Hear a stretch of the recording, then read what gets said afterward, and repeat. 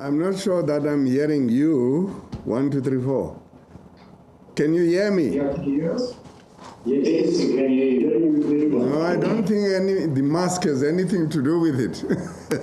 Your mask. I see you removing your mask. Anyway, let's see how far we go.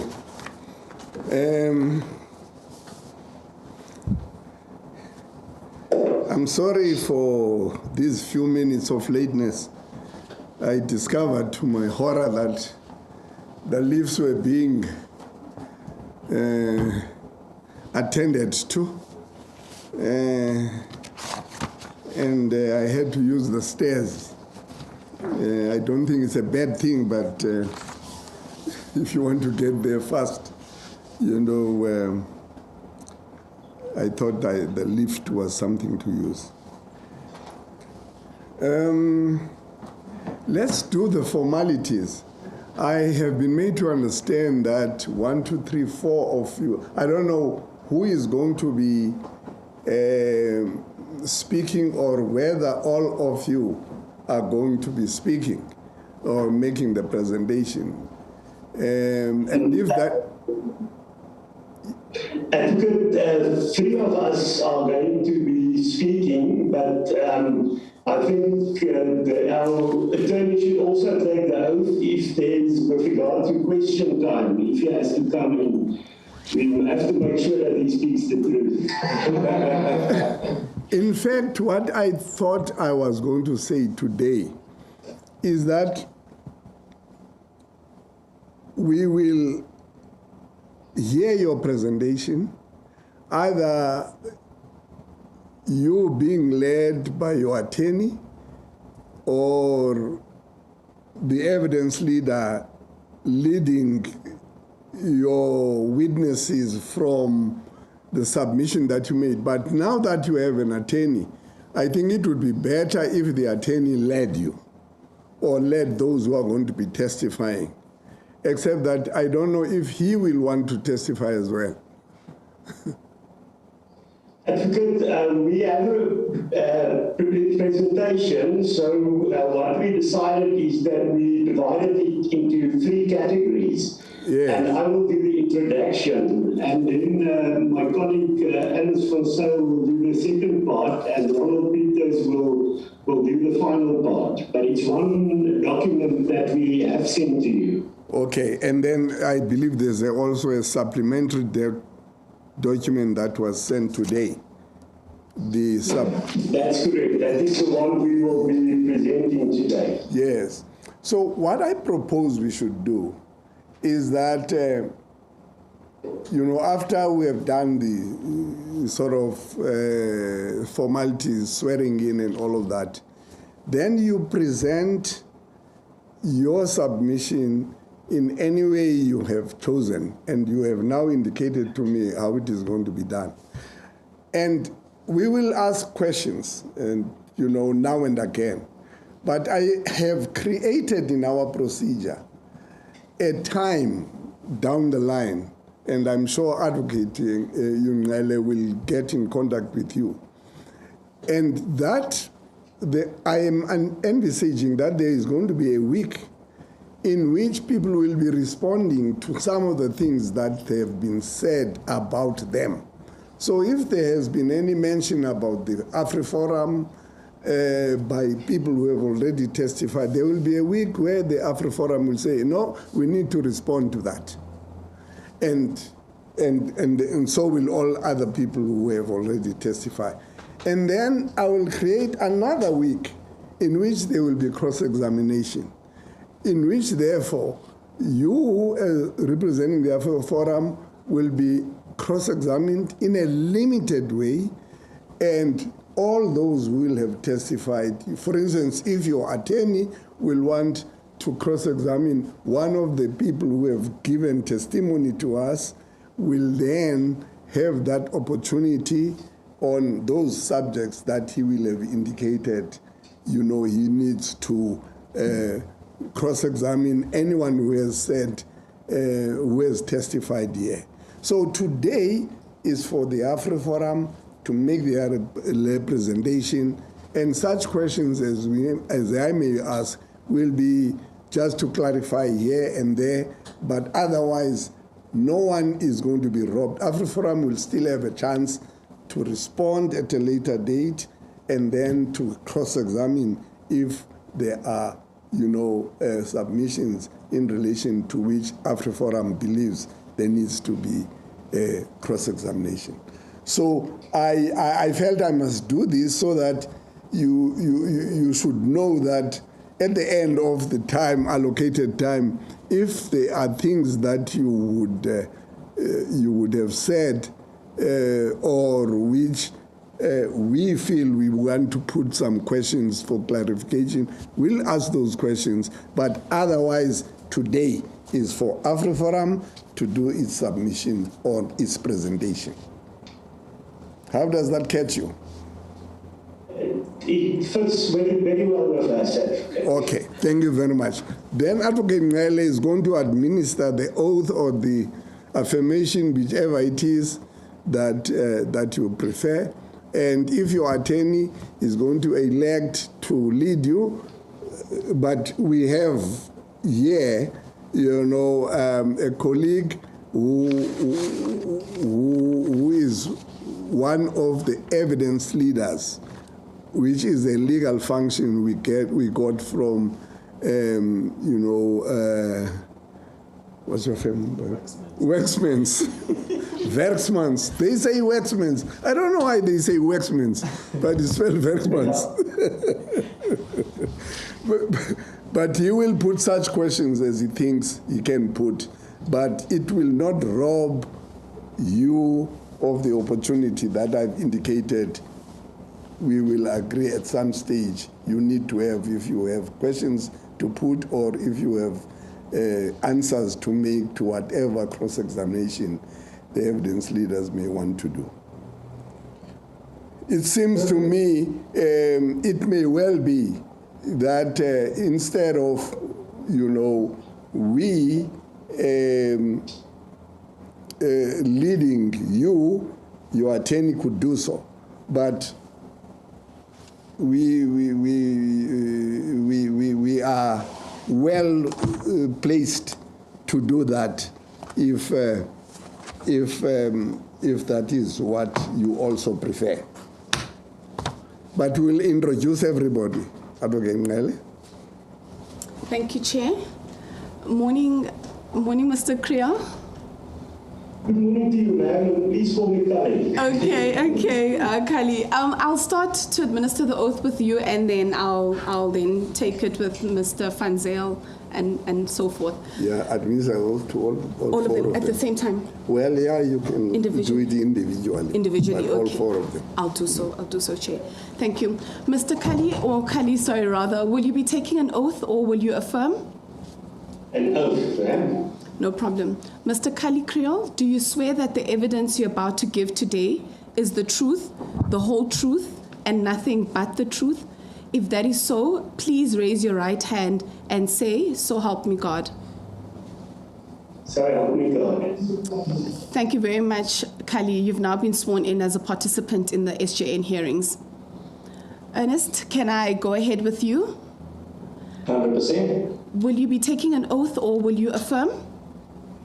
I'll be taking an oath. No problem. Mr. Ernest Van Zyl, do you swear that the evidence you're about to give today is the truth, the whole truth, and nothing but the truth? If that is so, please raise your right hand and say, "So help me God." So help me God. Thank you very much, Ernest. You've now been sworn in as a participant in the SJN hearings. Ronald, will you be taking an oath or will you affirm? An oath. No problem. Sorry, can the technical team just move the... Can you hear me? We can't see his face. We can't see his face.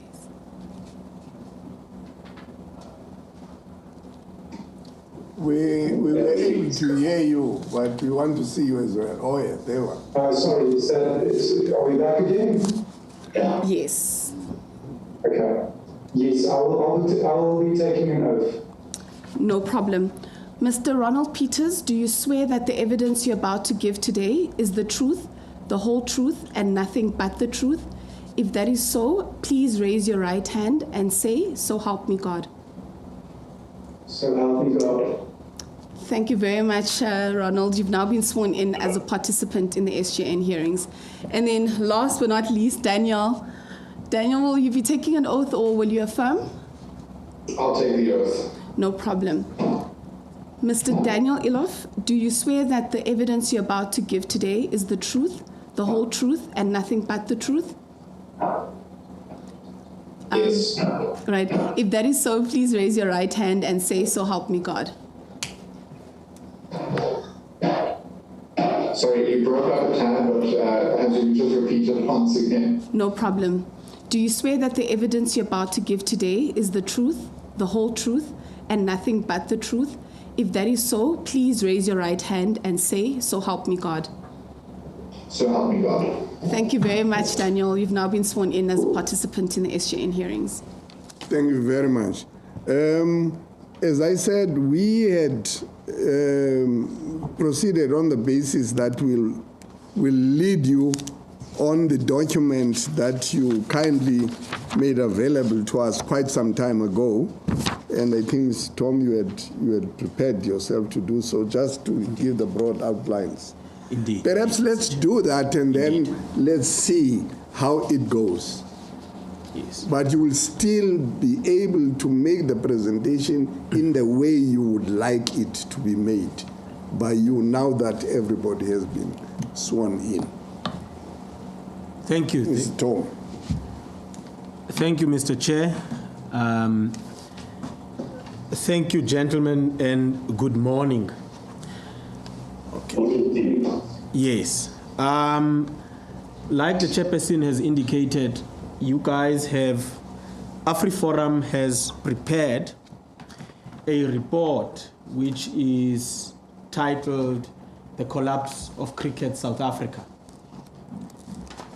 And this morning, Advocate Ntsebeza has indicated to me, and in fact, the chairperson did state this, that there is an additional submission which basically emphasizes on some of the issues that you raise in your report. Now, in your research, you cover or in your report, the research that you've conducted covers the period between 1994, a period which you say is one which saw the ANC taking power, up to and including 2020. Is that correct? Yes. Yeah. And then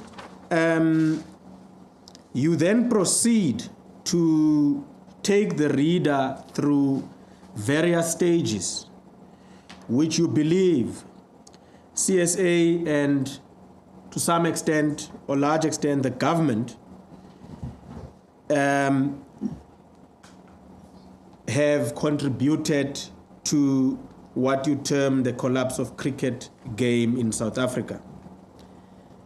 One of your major criticisms directed at Cricket South Africa is its introduction and subsequent imposition of what you term race-based quotas, isn't it? Yes, it is. Yeah. Yes. And then you obviously define what you mean by referring or reference to race-based quotas. So you're gonna talk through those issues of your report.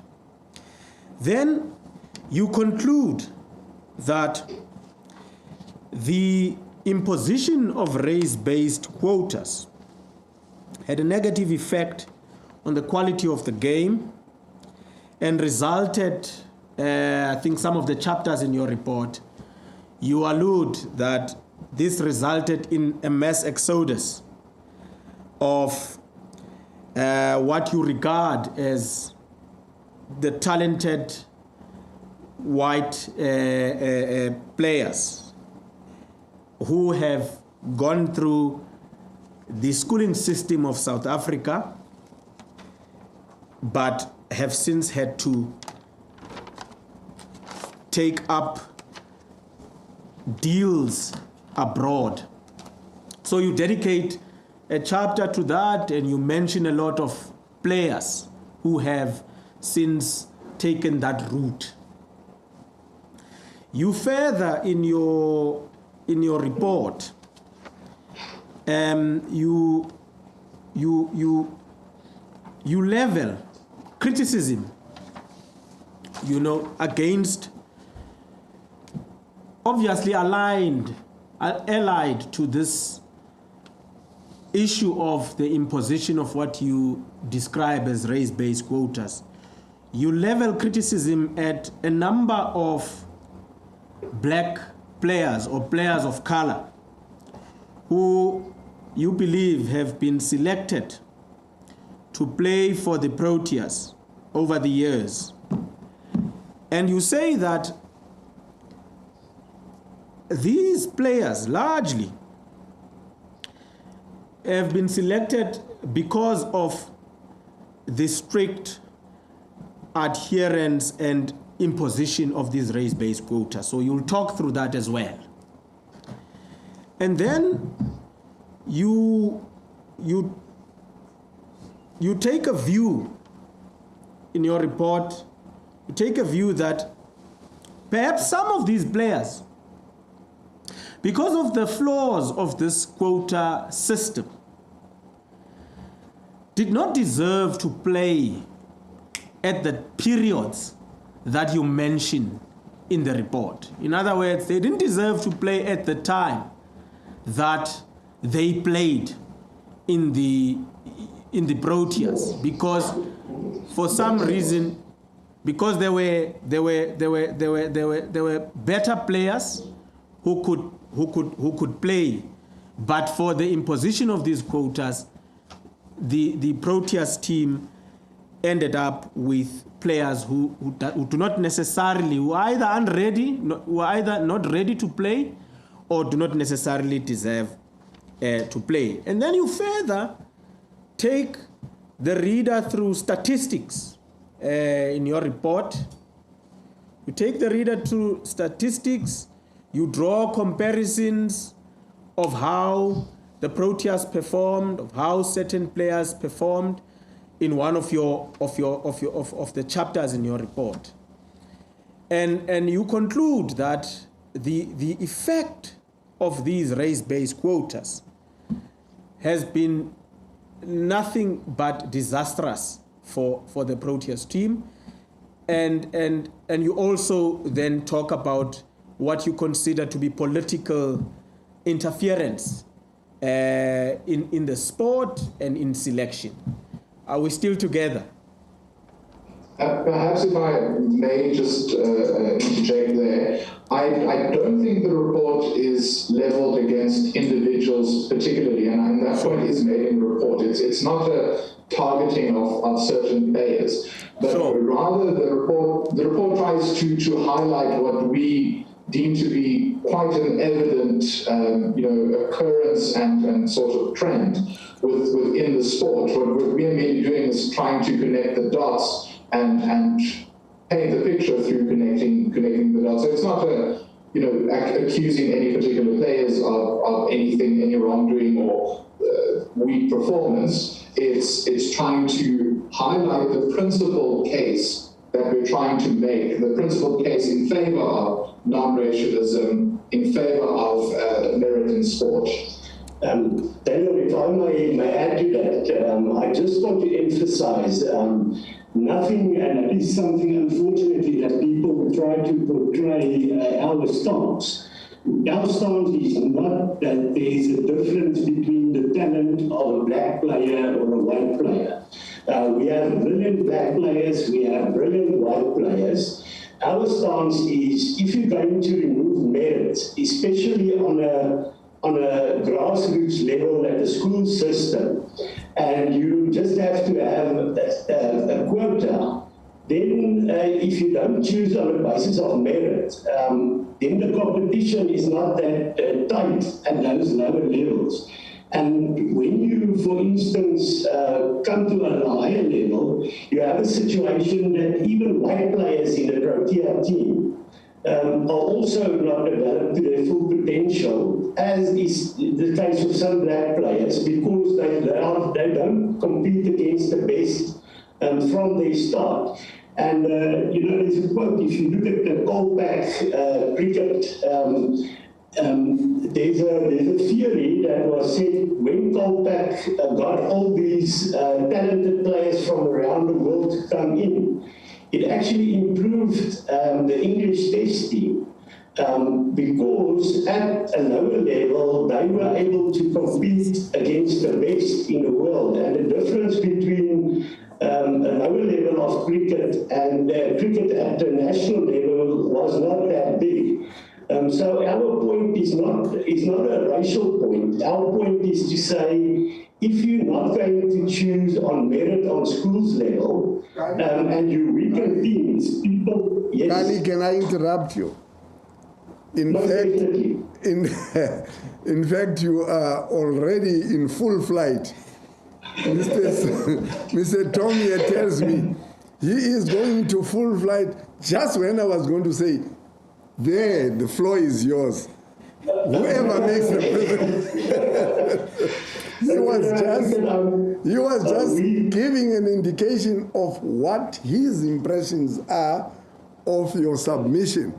But then we won't deprive you of the opportunity to talk to it. So perhaps, Mr. Tom, let Kali then go. Yes, Kali, please take the floor, and take us through, and take South Africa through your report, and don't rush. Please do that. You have got 1.5 hours. But out of the goodness of my heart, I may think about another 30 minutes. Thank you. So I think that my knowledge of the English language is not of such that I'll be able to speak for an hour and a half. My English will be used up in the first half hour.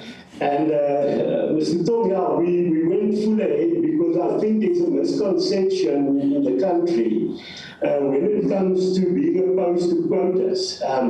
Because on the one hand, it is being portrayed as if you want to promote black players, you have to use the quota system. And if you are against that, you are a racist that don't want black people to have any opportunities. And that is why we become passionate about that, because our stance is quite clear. We want every child in this country to have the opportunity to have good coaching, to have facilities, to be able to develop to their fullest potential where quotas is not needed. And later on, one of my colleagues would say that quotas actually gives a shortcut to bypass development, because all you now have to do is to have a racial quota of black players. So you go to the private schools or the former Model C schools and get the best, and the problem is solved. And it is not. The children in the township schools are not going to get the opportunity if they are not identified early and taken to a private school. So if you look at our proposals, of course we are going to be frank and critical. I think it's important that we have a robust debate and statement on that, but we also want to play a constructive role. And that is why we have a 6-point development plan that we want to propose to say how are we going to give poor children the opportunity to also develop their talents. But let me start off by saying, and say it straight, and I'm glad I can say this under oath, is that Afriforum is opposed to any form of racism in our society. It doesn't matter who it comes from, and racism should be taken on. It's a scourge in our society, and we need to have a society based on mutual recognition.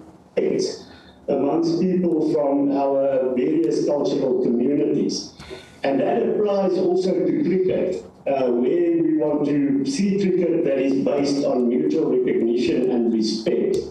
As I've mentioned, we believe that every effort should be made to ensure that every child has access to facilities and good coaching. It is the only way that the country's talents can be developed completely.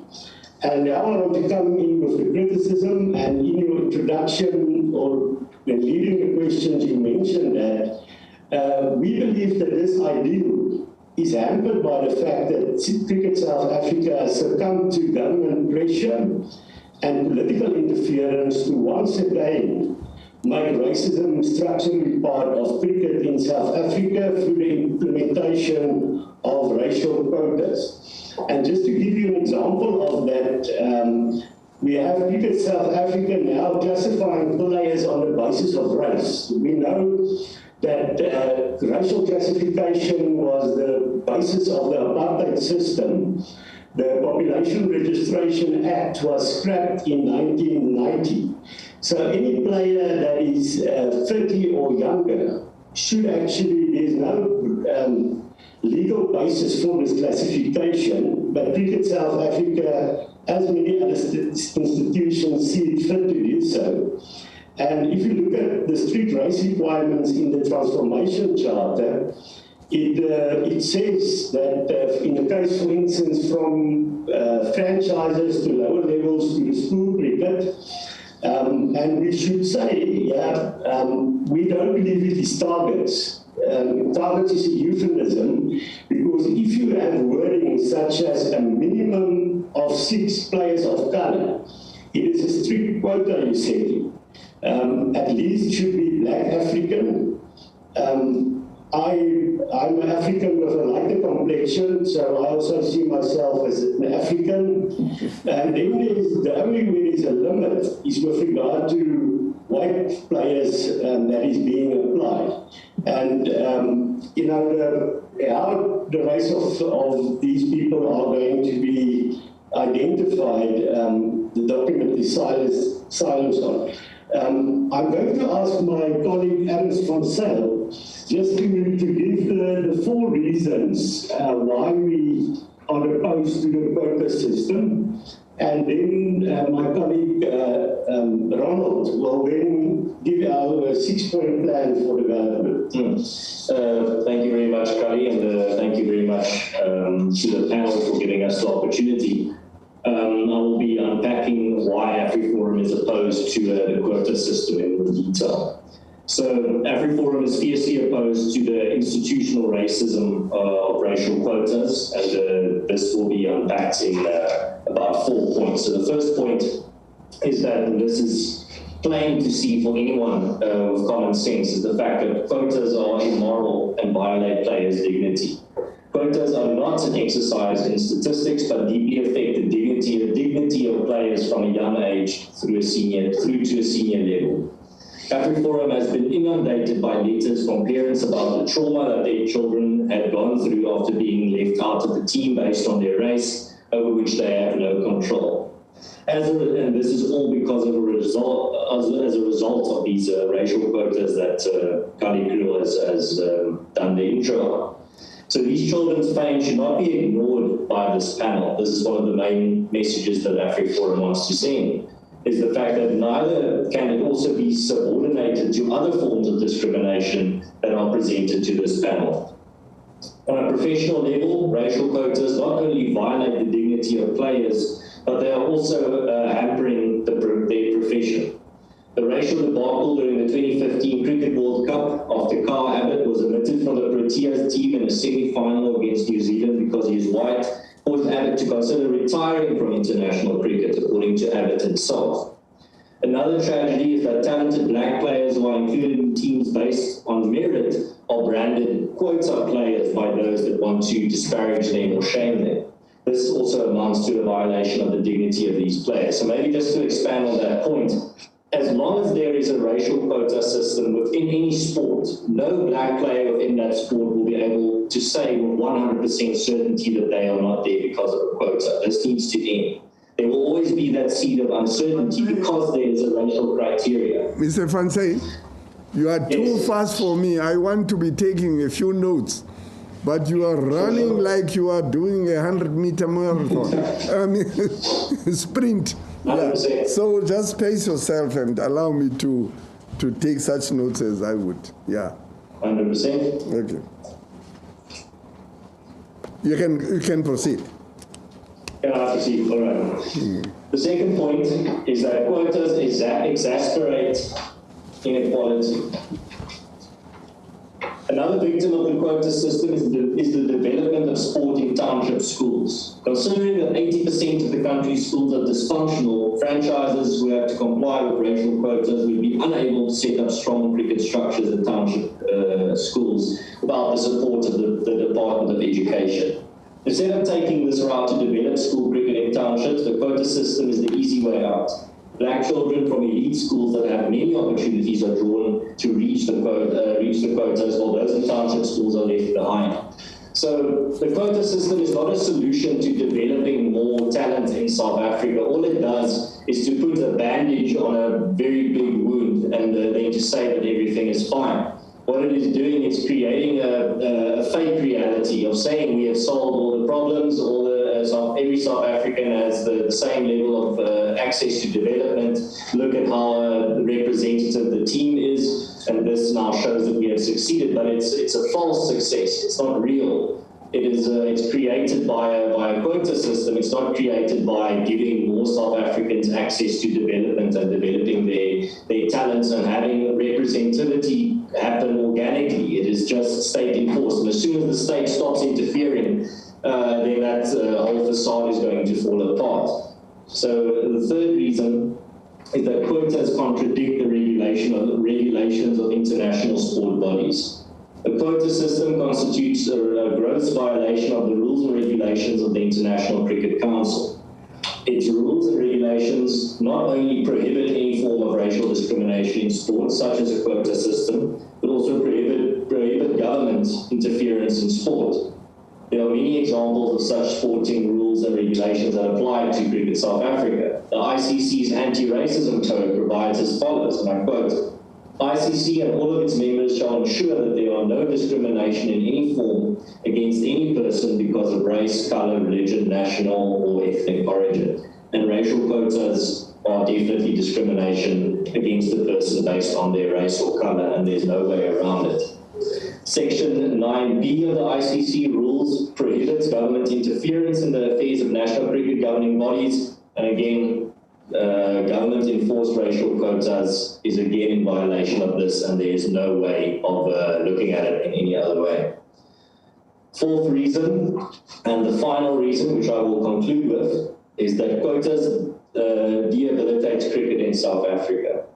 Talent is not racially bound, and South Africa boasts many talented sports stars from all communities. What black and white players have in common is that the optimal development of their talents requires exposure to competition against the best.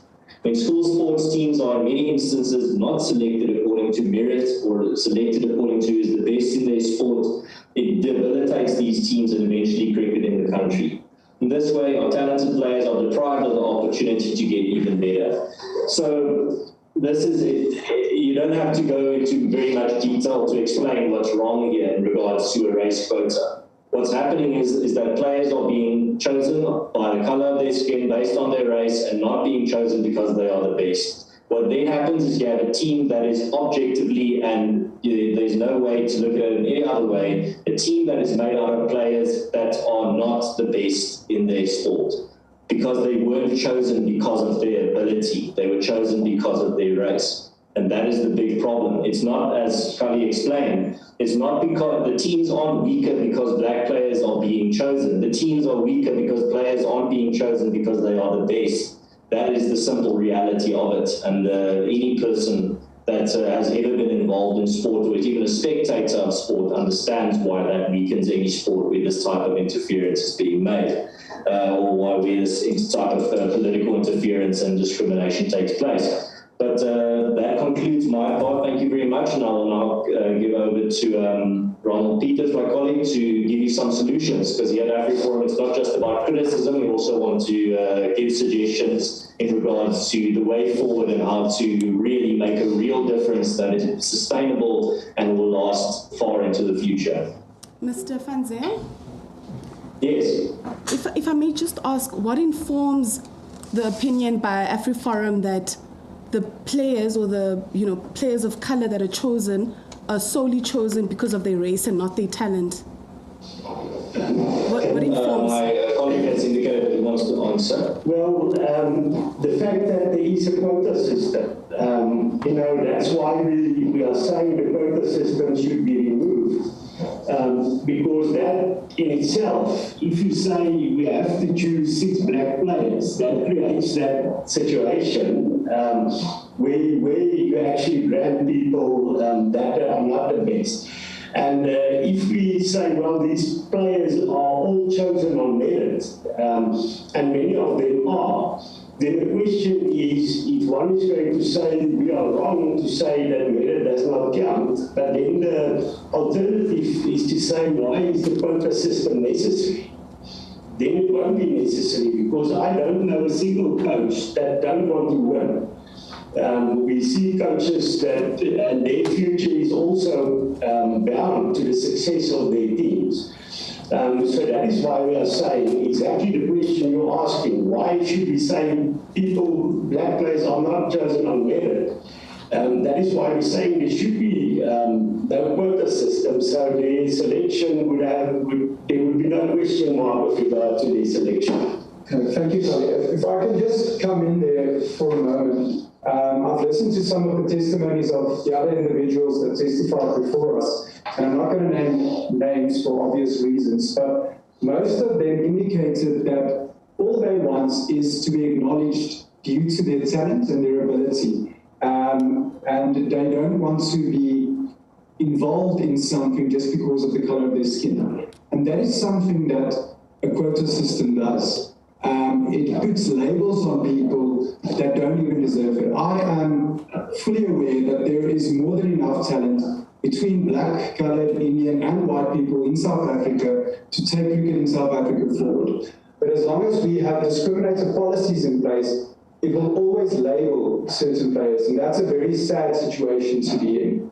And that is part of what we're saying, and why we're putting emphasis on why this quota system is bad for all players, not only white players, but for black players and all colours of players as well. Okay, thank you very much. Okay, does that answer your question? Sort of, but I understand where you're coming from, because my understanding is that even though a player might be selected because of the quota system, and they added, it doesn't mean that, they are less talented, or it's also not based on merit.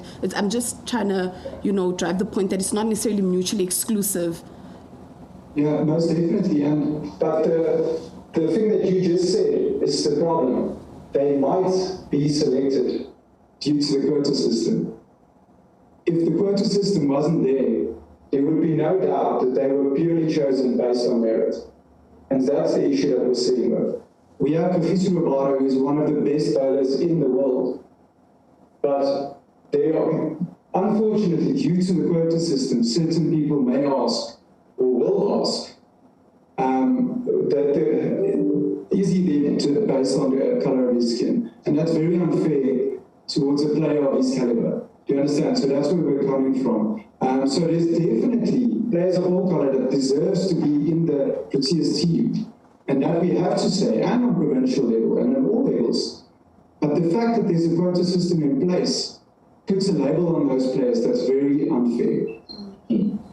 Can you talk to me about the difference, such as there is, between what you call is a quota system and what others call is a system that aims at certain targets to bring a balance in the cricketing team, in the cricketing management, in the cricketing selection, right across the board. Because the argument always is, whether it's a legal argument or a moral argument, can we have South Africa being represented by a single race in cricket? I know what your position is about cricket. I'm just trying to grapple with the notion of racial quotas on the one hand, and I hear you what you are saying about that, and an argument that seeks to say, no, they are not racial quotas. They are targets aimed at having a balanced team that is reflective of talent we have right across that racial divide. Yeah, I think if you add a target, it's a much more flexible issue, and then you would say, right, our aim in the end is to have a team where that represents, not specifically in terms of quotas, but that you have players from all communities coming through to be chosen, and that's where you'll have to have a strong developmental approach to reach that. But sometimes the word target or aim is being used as a euphemism for racial quotas. But if you look at Cricket South Africa, as documents, it is not targets. They might call it targets, but if you look at the wording, it is quotas, because you have wording such as a maximum. Maximum was an ultimate barrier. There's a maximum of 5 white players. There's a minimum, which is an absolute barrier of you can't go lower, but it can of course be more. So that's the kind of terms that we use. So just let me give you another example, especially when punitive measures are being used, it makes it quotas. There's in the Titans franchise, there's a 2020 competition for schools. And some of the best teams were kicked out of the tournament because they did not adhere to the racial composition that was prescribed to them, also because it wasn't practically possible. So as soon as you're going to have punitive measures, then it is not a target, then it is a quota. And that is why we think there should be a strong distinction between the two. And we should also be fair to say what we are seeing in Cricket South Africa is a quota. And some of the letters that we got from parents is the coaches, and it's letters say, well, we are prescribed by Cricket South Africa. We for instance, have letters here from senior people in cricket and rugby parents to say, well, there is a prescription and this should be the number, and this is how the team should be composed. And then it is not a target, then it is definitely a quota. And maybe just to add something there to my colleagues' input there, the curve, because your question was in regards to how do we then reach a team where the team is more representative. Well, that will be what my colleague Ronald Peters will be talking about in regards to how should Cricket South Africa go forward without racial discrimination, and we have a very detailed plan in regards to that. So when Ronald has his speaking turn, Afriforum suggestions will be put out there, but I see my colleague here also has something to say. Thanks, Chair. If I just perhaps may take 1 minute to explain a situation that we dealt with about 2 years ago, and I don't want to mention names because it involves minors that were involved in this entire debacle, if you can call it that. We wrote on behalf of parents of a young cricketer in one of the provinces of South Africa. We wrote to Cricket South Africa because what we obtained is literally a scorecard where it indicated with asterisks which players were players of colour, which weren't. And this young under-11 cricket player was kept out of the team because he was a white player. And what we submit is those aren't targets, those are quotas. You may label them as targets, but they boil down to, like Ali said, an absolute minimum and an absolute maximum.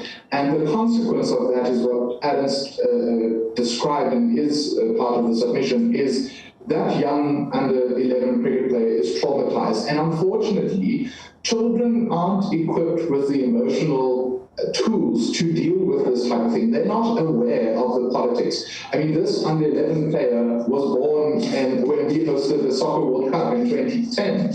This political debate regarding quotas is foreign to under-11 minor child. And that's what we say, that's the trauma that's caused by this. It takes away from the spirit of the game, and it is a transgression of the principle of non-racialism. Our Constitution of South Africa says we are a country founded on the value of non-racialism, as you're undoubtedly aware. And the problem with non-racialism is it's like being pregnant. You can't be sort of non-racial. You either are non-racial or you're not. And what we submit is, as long as we have quotas or targets or whatever on our books in South Africa in any type of sport, we fail to live up to the standards that we say we want to live up to in our Constitution. But it's been, you see, I get the kind of argument. It's not an argument, a submission. And I'm sure you have been listening to some of those people who have been presenting before me. It's been 30 years, they say. And there have been instances where I couldn't fathom what on earth was the basis for me having been the best performer in test matches and what have you, that I was simply overlooked when it came to me, you know, automatically filling in the position that called for a person who, on the basis of his track record, we were talking about male cricket at the time, should have been, you know, appointed what was not appointed. And I think the evidence was trying to say to us, there is an arbitrariness in the way in which the selection is done, which does not take into account the talent of the players, but certainly is race-bound because it is able to identify a white cricketer who is no better than, well, we must take it that without him being subjective, but he was saying the records and the statistics showed that at the time that I was ignored and that ended in me leaving cricket, I was the best cricketer, but I was overlooked. So I am going to be looking forward to your proposals for what should what the approach should be, because it's a program, it's a process, it's a problem that leaves me sleepless, you know, every time I consider it. But you might probably want to to come in at this stage, even before you present your 6-point plan. Yeah, I think just on that point, if I can just quickly touch on it before I may move to our solution part, is the thing that's very clear, and we've seen it in the testimonies as well, is there's no quick fix for the situation that we're sitting in at the moment. And I have a lot of empathy with you and the panel, because the solution to the situation that Cricket South Africa and sports in South Africa is in at the moment is there's no quick fix to it. And the quota system and targets, as they may call it, is a quick fix at the end of the day. And I'll be getting into the long-term plan now. So that's just a quick comment. And maybe we should move on into this, because I think there's going to be a lot of questions after that as well. So if you guys are fine with it, can we move to the solution part? Okay. Are you comfortable? All right. Okay, so instead of adopting a confrontational and divisive policy that is based on racial profiling and quotas, South African sport governing bodies and government should involve role players to find alternative ways to broaden the player base by means of comprehensive development programs. The ideal would be to develop the potential of all players to the full, irrespective of their race. Afriforum is willing to participate in such projects. We believe that many other role players, also those in black communities, will be able to play a significant part in such a process. Real, valid, and meaningful development entails more than one or two photo opportunities where a few hand-picked journalists photograph cricket players who are handing out signed cricket balls and T-shirts to children. It is a properly structured and founded long-term plan with buy-in from all stakeholders. Obviously, sport governing bodies cannot do this alone. Civil organizations and national, provincial, and local government must play a critical and leading role in this regard. A comprehensive sport development program was focused primarily on those areas where a lack of resources hampers the exposure of young players to the sport. Need and not race must be the determining factor for intervention. A broad framework for this 6-point plan, which is obviously currently a raw concept, will include, number 1, creating facilities where sport can be practiced. Municipalities as local government structures will have to play a leading role to establish sport facilities in communities. Sport governing bodies cannot take up this responsibility, neither can any other organization. Government cannot continually hold sporting bodies accountable for the lack of development if it avoids its basic responsibility to provide sporting facilities to communities. The South African Local Government Association, SALGA, will have to be involved in this development plan. If I can just stand still there for a moment, we've been working with different cultural groups who came to us and told us that they were promised sporting facilities by the government and municipalities, and a lot of expenditure has already taken place, but nothing has been built. And this means that funds that were allocated to building facilities for those communities have been spent on contractors that did not do any work. And that's a major problem that we're sitting with in the country at the moment. Okay. I'm moving on to point number 2 then. Sport must be coached. Is that a euphemism for funds? Is your last submission a euphemism for funds that were allocated for sports developments but found themselves elsewhere, including the pockets of those who were supposed to do the implementation? Yes, yes. So as you're aware, the sport department has a certain budget for sport development each year. And those funds are distributed to different municipalities, and communities can then apply for sporting facilities to be developed in those communities. As are entered into most of the documents of CSA as well with regards to the development plan, is to develop sporting facilities in rural communities, as that is an integral part of sport development in the country. So those funds that were allocated for those projects were looted by the bodies that govern them. Okay. Okay, point number 2.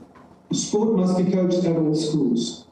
While sport is strongly established in the former Model C schools, sport is not offered at the vast majority of other schools. The dysfunctional nature of many schools also has a detrimental impact on the development of sport. As first step, the Department of Education and the Department of Sport should be involved, and physical education should be reinstituted as a subject in schools. This will be a major step forward for sport in general and the welfare of all young people in the country. As a second step, mechanisms should be investigated to have sport introduced as an extracurricular activity at all schools. Okay. Point number 3. Establishing strong youth clubs in areas where school sports are not offered. Obviously, establishing extracurricular and especially after-hour sporting activities may not be possible at all schools. We also foresee that certain trade unions will oppose the involvement of teachers in coaching after hours, especially at those schools without a strong tradition of practicing sport after hours. In the meantime, strong youth clubs must be established in those areas where learners have no access to coaching. This will create some opportunity for exposure to sport. Again, sport governing bodies cannot take up this responsibility alone. The Department of Education and the Department of Sport will have to fund these efforts. The Department of Education can also coordinate involvement of schools in these youth clubs. Point number 4, sport governing bodies should ensure coaching of the highest standard. Establishing facilities and clubs will create opportunities to expose young people to sport. It will also ensure that they receive coaching of the highest possible standard. Once these facilities and clubs have been established, the sport governing bodies can identify and train coaches in the area and involve them in a structured way in these sport development programs. Such programs already exist, of course, but a more concerted effort is required to ensure comprehensive development. Number 5, sustainability ensures sponsorships. A sustainable development program, which entails more than handing out of balls, and which will establish long-term structures and facilities in previously untapped communities, will be much easier to sell to sponsors. Number 6, establishing development committees. While sport governing bodies must most probably have internal committees that are tasked with development issues, it would be sensible to establish a development committee that comprises role players from various groups who are willing to contribute to their schools. It may include representatives from the Sport Code, as well as the Department of Education and the Department of Sport, SALGA, sponsors, and the civil society. This committee must ensure a wide buy-in for sport development, and that responsibility or blame, should the process fail, does not become that of the sport governing body alone. Now, this is, as mentioned, a raw concept, but if and when the focus of sport development is shifted in this direction and away from political agendas, only then will we see true empowerment of communities and individuals through sport as a vehicle. Sport has the ability to bring communities together, but political agendas give sport the ability to drive communities apart. Thank you. Yeah. Now, I just now that you've concluded on the solutions, I wanted to understand from you whether you are going to talk to the other aspects of your report, the initial report, not the, because I think you've completed your presentation on the supplementary statement that you submitted this morning. Are you still going to talk on the other aspects of the initial report? Yeah, I think that report is available and has been available to the public for a very long time now.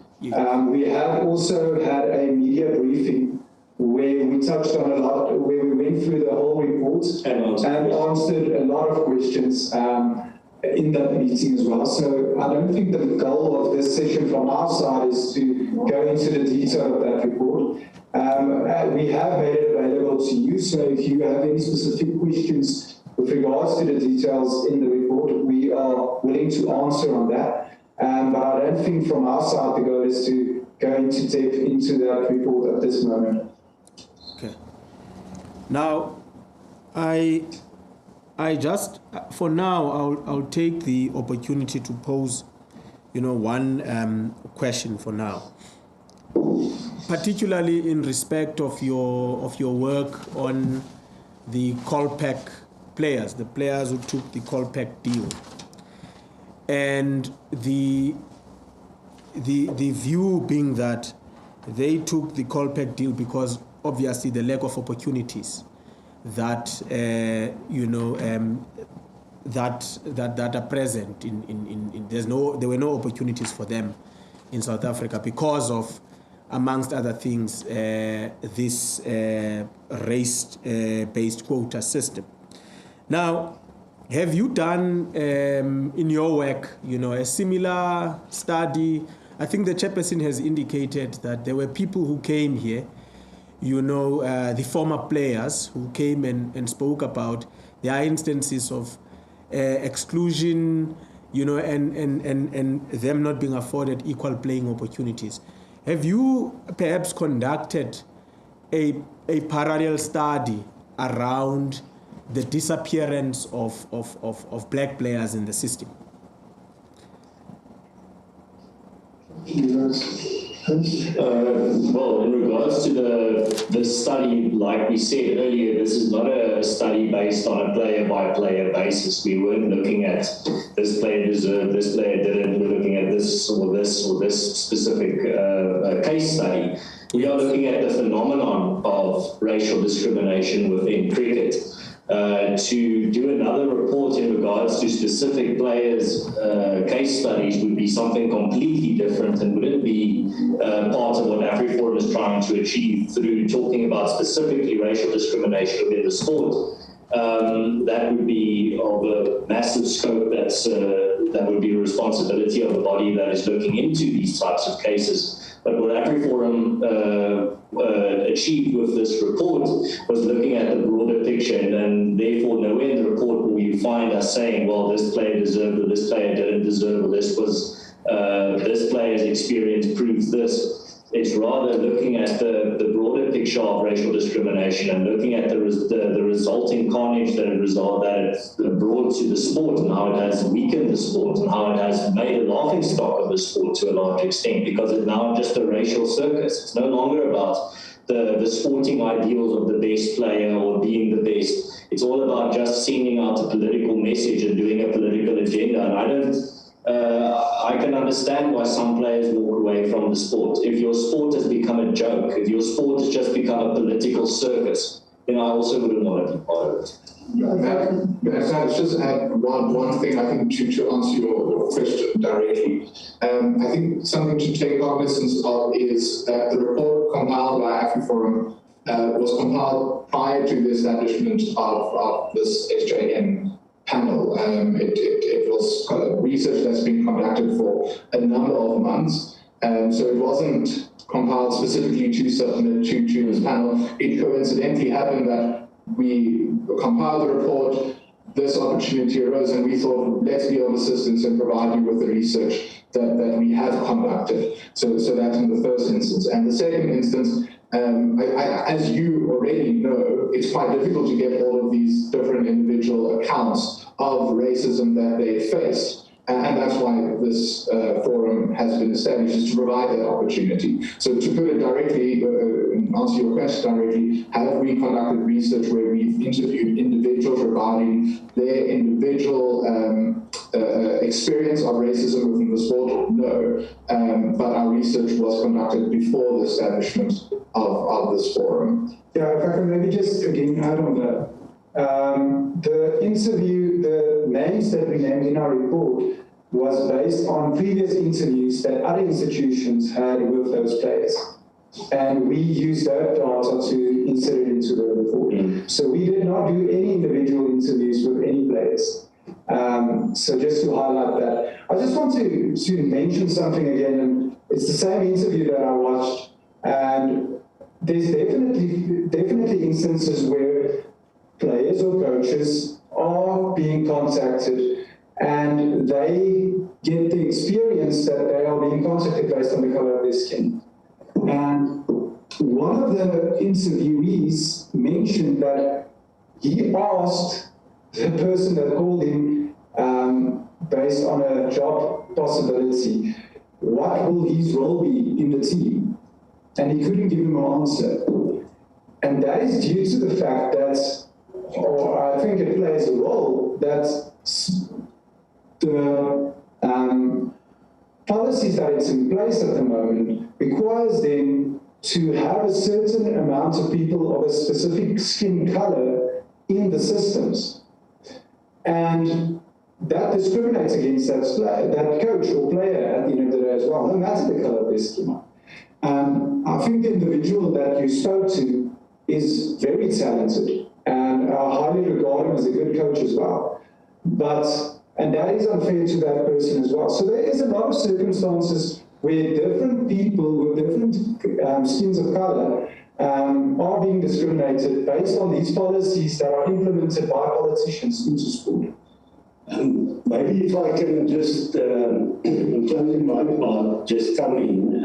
I think in terms of when we discussed what our approach would be today, our approach is not to try and hide racism that prevails or try and argue against some of the statements made in front of you by former players. That is not our job, and I think that is this Commission's job. Our goal would be to say, there's also another part that it doesn't receive attention and should also be part of this broader thing you're looking at. And that is the trauma experienced by the 11-year-old boy that Daniel spoke of. If you look at the pain that some of your previous people that made presentations to you that they spoke of, that of course needs to be looked at. But what we are asking is also look at what has happened, what is happening at especially school level. Adults can manage emotions even though it's still bad, but especially on a school level, the impact, my daughter's playing netball, so this is not netball, so I won't speak on that, but you know the experience of your child. If there is being said, your skin color matters with regard to the selection process. And I think we should take serious cognizance of what is happening to school children. But with regard to professional cricket players, the problem that you have is that current players, even though privately players will tell you something, they will not come to this committee unless they are mentioned and they have to come and defend themselves. But those that feel that they are being discriminated against, they don't want to come to the fore because people are scared it will impact their careers. And I think if that is the only role that Afriforum plays is to say, there's another voice that should also be heard in front of this committee. And it is those that are excluded because of the quota system. And we cannot speak with regard to somebody such as Kyle Abbott. He needs to speak to himself. But I can just imagine if you are saying you're not going to be in this team because of race, what the emotional trauma would be. So also those things, we just want to put that on the agenda as well. So that forms part of the bigger discrimination investigations that you are involved in. Thanks. Thank you. I just want to introduce to you Mr. Sandile July, who's also from Werksmans.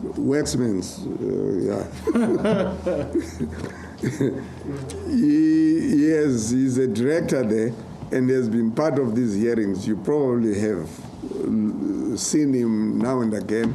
He wants to put, because he has also been involved in the run-up to today's hearings, at looking at your submission. I just want to ask this question about, there's an issue about emotional trauma that is suffered by white kids who are excluded on the basis of race. Have you ever considered the trauma that is being suffered by black kids for being excluded from playing cricket on the basis of their race? That's one. That's one question. The second question is, you say this discrimination which is imposed by politicians, by so you are referring to your transformation, which is your affirmative action, which is your quotas. What about the discrimination which is being experienced by black people where there are no politicians involved, where black people have been excluded from playing cricket solely on the basis of their color?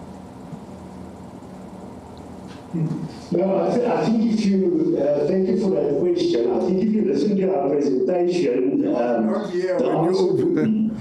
You was not here when you opened your your salvo. Okay, yes. so you missed it. Okay. So you missed that part. I must say that the whole fact that we, if you look at the 6-point development plan that we are putting to the fore, it is exactly targeting at those areas where people don't have access to facilities, don't have access to a functional school, and so that trauma is definitely not denied.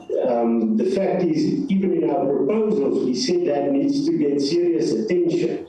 But also in my last part, I said these things should not be put against one another to say, well, you are now going to choose the trauma of a white child is more important than the trauma of a black child. The fact is, the trauma of any child is something that this committee should take serious cognizance of. The trauma of the black child that does not have access to facilities, but also the trauma of the white child that gets the brunt of the quota system. So that is our approach. We're saying the kids, irrespective of their race, we should make sure that we don't cause trauma with them. With regard to discrimination against black people, I think there are a number of people that came to the fore before this commission or this panel, which need to be addressed. And also in my closing, I said, we are not to question here to question that. We are also saying is, and again, these things should not be pitted against one another. It's not looking, only looking at discrimination against black people or discrimination against a white person such as Kyle Abbott. You know, we're not like men, we like women. We can do more than one thing at a time. So we should look at all forms of discrimination, and we should not put these as opposing issues. If I perhaps just can put it in a nutshell, at least how I view it, is you don't solve racism, which is prevalent in the sport, through more racism, more discrimination. And that's sort of, in a nutshell, our submission. Yeah, just if I can maybe just add to that, that's why we're stating that the major focus should remain on development. And that's not the main focus at the moment. Because if it was, sporting facilities will be developed in those areas where children of all colour in disadvantaged positions can have access to those sporting facilities and be developed and be seen and then pulled through to good schools where they can receive the opportunities to compete against the best. And then they will be able to reach the top levels. And that's what we're stating. That's why the focus should remain on development and not on racial agendas. And maybe just a final thought there, just to echo the ideas that we are presenting. No child should ever be told that they were good enough for the team, but they cannot be included because of their race. And that's why Afriforum does state the case for the trauma that is caused to young South African children that are excluded based on their race. Now, I don't think I need to explain to the panel why racial discrimination is wrong and why there's trauma associated with it. But unfortunately, in the current dispensation where we're living, there's a lot of disregard for the trauma that is suffered by a minority group that is being excluded based on their race. We think it should not give precedence. It should not be viewed as more important than the other issues. This type of discrimination and trauma should just be treated equally as all the other cases that you have seen here today. And to try and solve the issues of the past, or to solve the product of racial discrimination of the past with more racial discrimination, is like digging another pothole to fill an old one.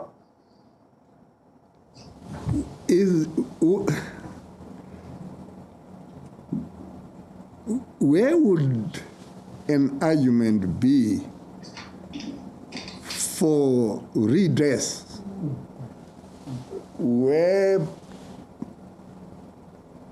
one having regard to the equality provision in the Constitution and in other legislation that I am sure you are aware of, where I think even in the equality clause there is a section, I think in section 9, a subsection which in its reading seems to permit discrimination for as long as discrimination is unfair if it is aimed at the obtainment of a particular objective. And I'm sure Mr. Spies understands exactly because I think I lost a case where he was representing Solidarity in the Constitutional Court where I was arguing almost along these lines, and I think that Constitutional Court was wrong, but I can't say that because I lost. If I might answer on that issue, of course you're referring to Section 9(2) of the Constitution. Yes. My view on that is that you have to redress what is needed to redress. And the argument is in terms of addressing the inequalities of the past, is you have to now rectify these inequalities by having special programs and so forth. The fact is that the quota system does not rectify inequalities of the past, as we've tried to say. The inequalities is because is with regard to the fact that there's no sporting facilities in rural areas, or very few. With regard to schools that are dysfunctional. So those are the issues that need to be addressed. And I think where the redress of the past went wrong is when it simply became a racial issue, because now you had elite empowerment. You have a few individuals, and I won't mention their names, and it's not a sin to be very rich, so I'm glad for them. But the fact is, it is also the easy way out to address inequalities of the past, to say, we're going to bring a few empowered black people into the company, and the same people are being used again and again and again.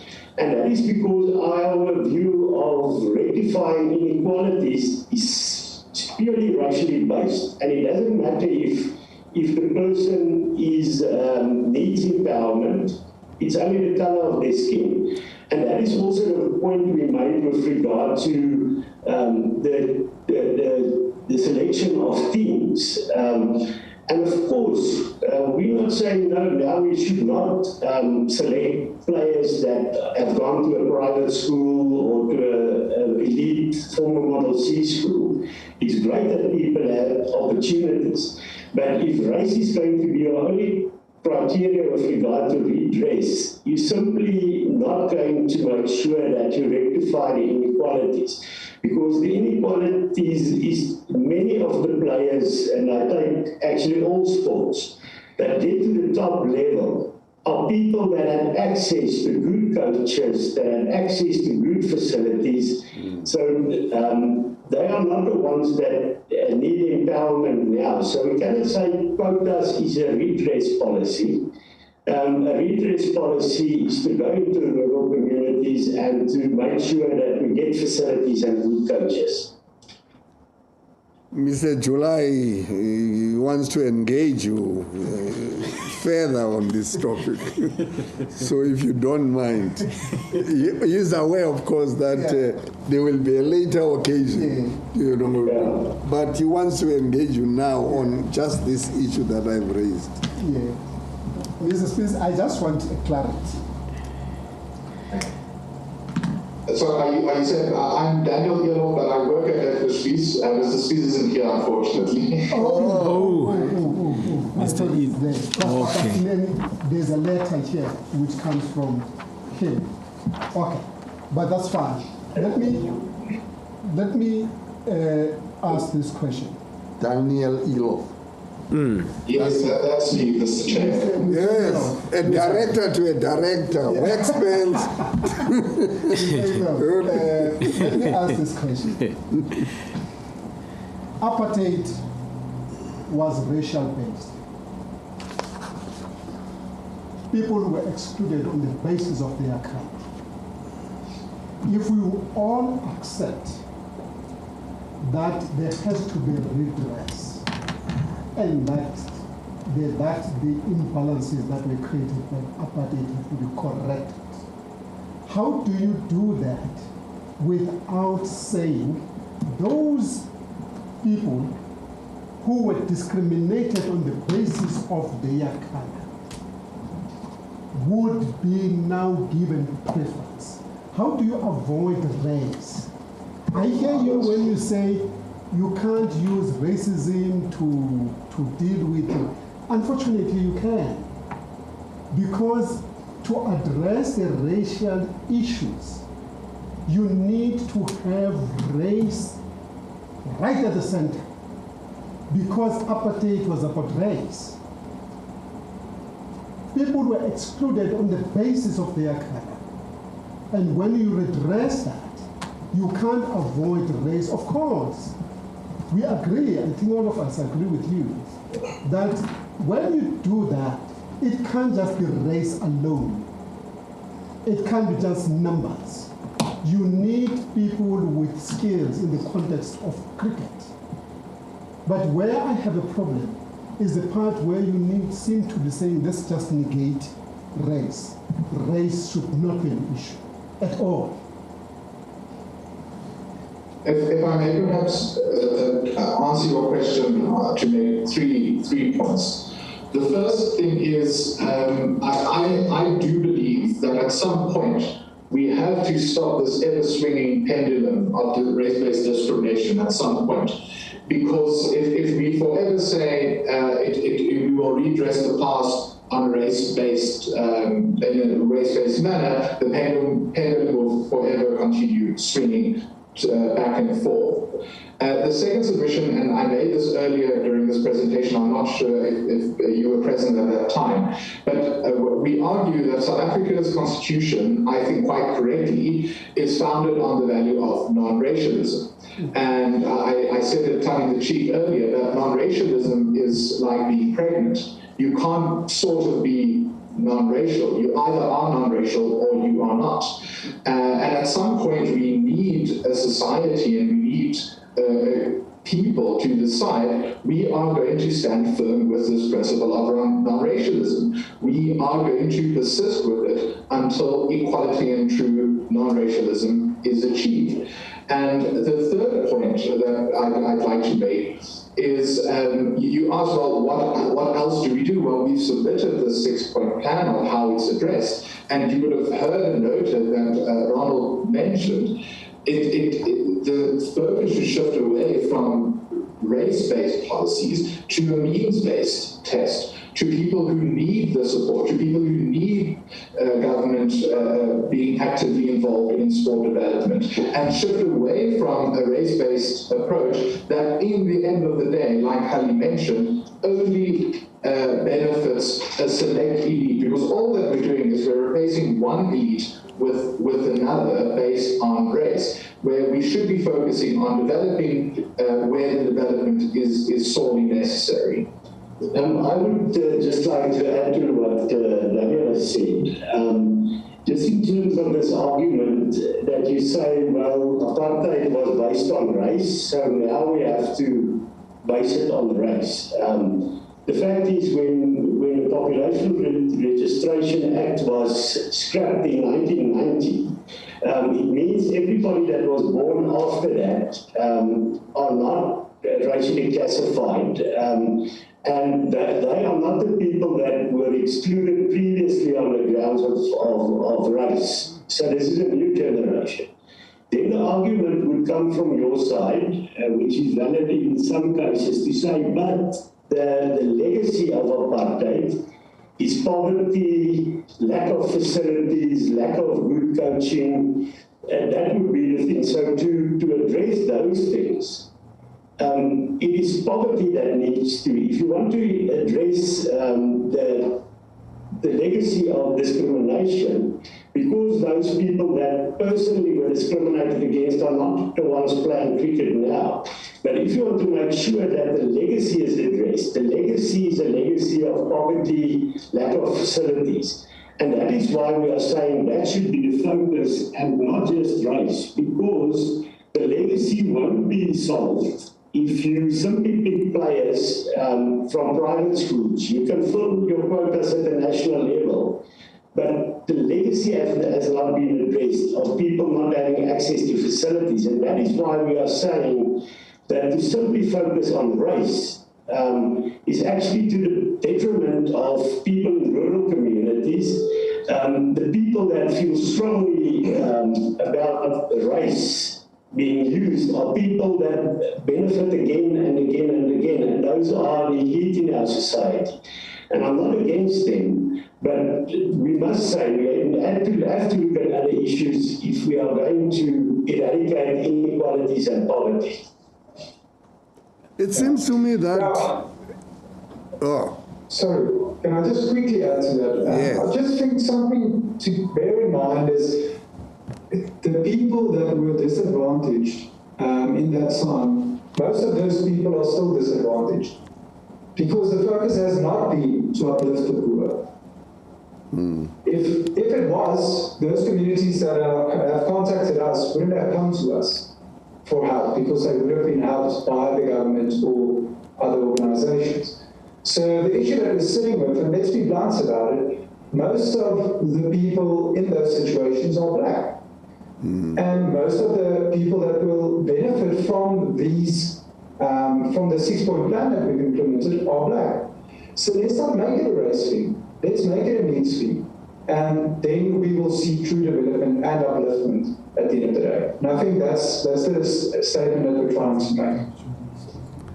So which departments of state do you think should be involved in all of this? Because it looks like now it's not something that only the Department of Sport would resolve it, considering that you say education from the earliest, grades where facilities must be.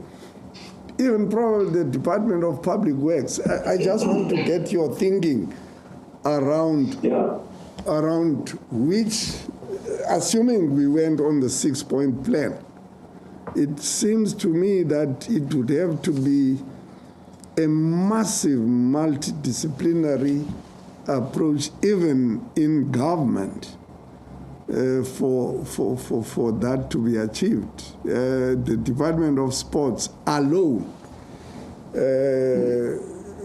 would not be able to, it seems to me, would not be able to fulfill the expectations of your 6-point plan.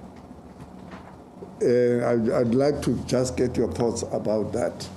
About the... No, I think you're definitely correct. I think this should be various departments should be brought in. Of course, we are against government interference in the running of sport.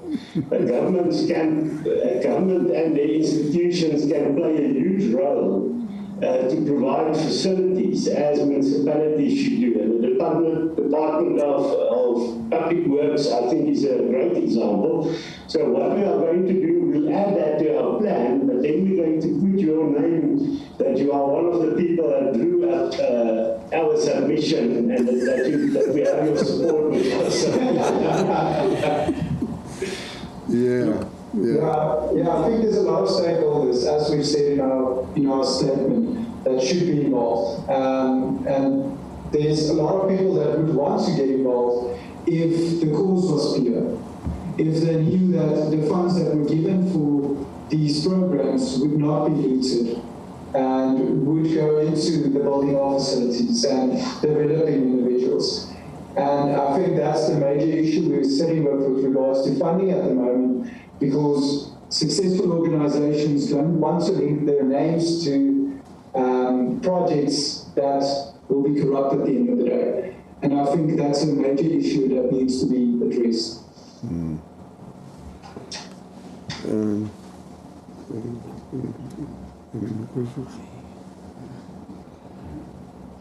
Okay. Well, it looks like for now you have given an account of yourselves. But I'm aware that there is the opportunity that is available to you to go through whatever has been testified to by people who have come before you. And, Advocate Ngale has one question. Yes. Thank you, Chair. I just want to understand what your definition of non-racialism is, because I know in your submission, your supplementary submission, you do mention it quite a lot. And, you know, from that definition, whether Afriforum as an organization is a non-racial organization. Okay, that actually goes. Yes, of course. We see ourselves as a cultural organization where there's anybody can join that supports our cause. So I'll be sending you the forms so that you can join if you want to. So we believe the problem that we have is we have many cultures in this country.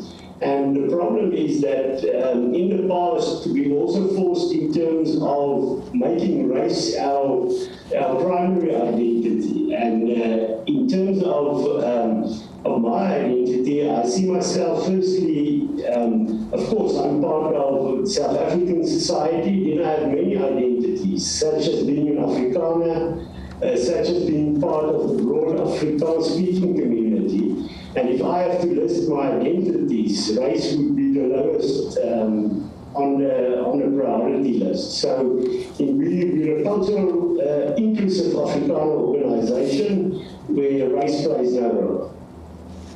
Thank you very much, Kali. And have you received any letters from black parents that have complained about the exclusion of their children in the sport?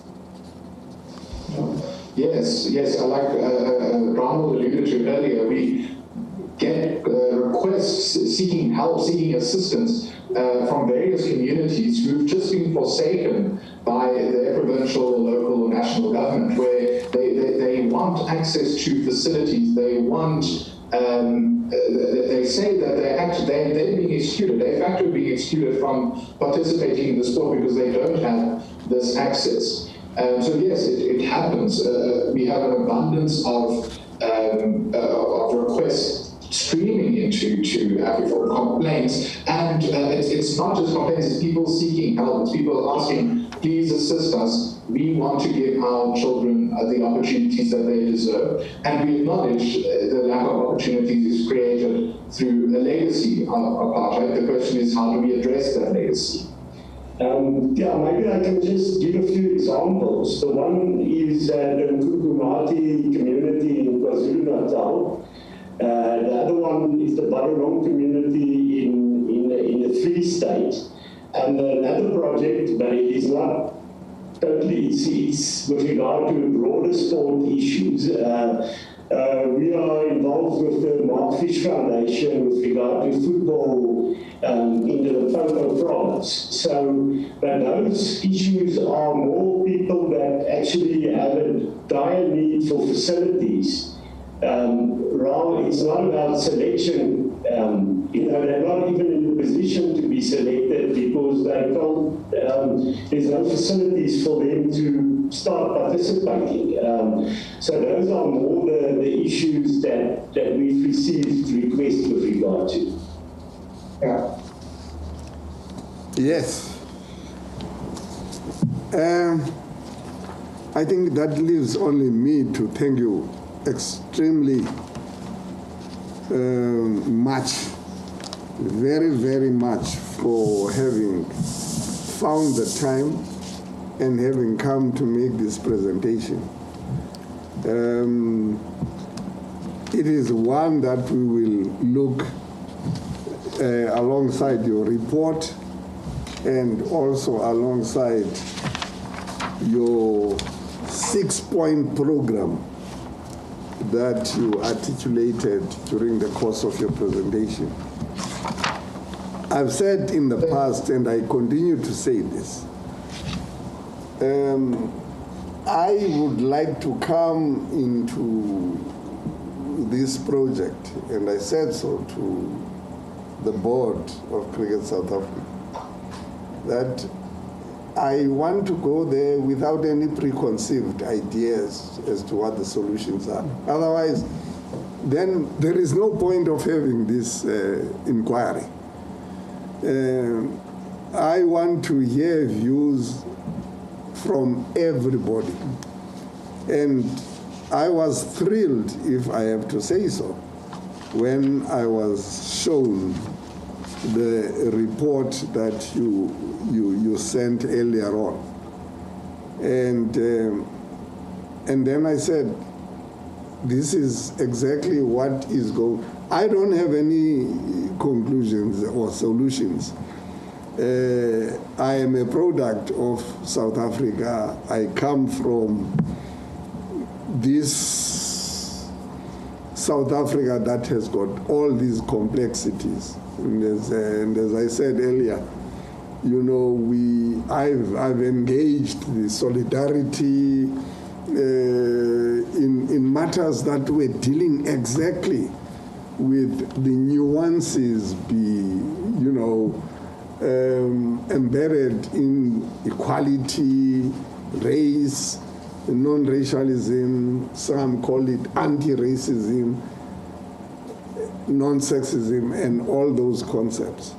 And it is helpful to get, a view such as you have argued for here, and especially to get an additional contribution by you in the form of the 6-point program, so that you don't come here and say, this is what we are not. It's important that you should come here, as you have done, to say, this is what we are, and this is what we believe our contribution will achieve if you take note of what we present to you. So, as I said at the beginning, if there comes a time when you feel that there has been evidence which has been presented to us, which you would like to test by way of cross-examination, or which you would like to respond to the extent that you were mentioned, not even implicated, mentioned, if you make that judgment call, an opportunity such as I indicated will be indicated to you to come and say, no, look, we want to respond to A, B, C, D, E, to the extent that you have not done so today and in both your documents. There may well be an occasion also where you would like to cross-examine those you may have mentioned Afriforum, and then, we will create that opportunity for you. There may well be some questions other than the ones that we have put today that we might want to put to Afriforum. We will obviously create time for you to know what areas you will be cross-examined, and I would hope that you would be able to be available. Now, that's a provision that I'm making just in case we need to do that. Otherwise, for now, you have made your presentation, you have referred us to the report that you had sent to us early, and you have also referred to your additional submission dated today's date, where you make the 6-point, where you talk to the 6-point program, which you present as a possible solution. That is why, therefore, I am comfortable to say now that you have been of tremendous assistance to me. The Office of the Transformation Ombudsman will take your presentations very seriously, and subject to whether or not we will communicate to the Afriforum to say, hey, now, there's something else that we have thought, can you please come and assist us about that aspect and that aspect? We will do so. But as for now, kindly accept that we are very, very pleased that you made yourself available and you debated with us to the extent that you did. We are all, this is our country, all of us, and we need to make it work. And if sports is one of those areas where we need to find one another as a people, as a united people of South Africa, then let's do it. Nobody's going to do it for us. Thank you very much for coming. Yeah. Chairperson, on our behalf, I also want to thank you and your panel. Thank you for the opportunity. I think it was tremendous for us to get the opportunity to also make our inputs, and all the best for the rest of the process. If you need us to participate again, as you said, might be the case, we are always more than willing to participate, and even after this process. If there's an effort to go into development projects, we have a broad representativity across the country of about 290,000 members that also love sport and would want to be part of solving the problem. So you can always call on us if there's anything where we can contribute. Yeah. Thank you. Thank you very much. We will adjourn these proceedings for now. Thank you. We're adjourned. Right.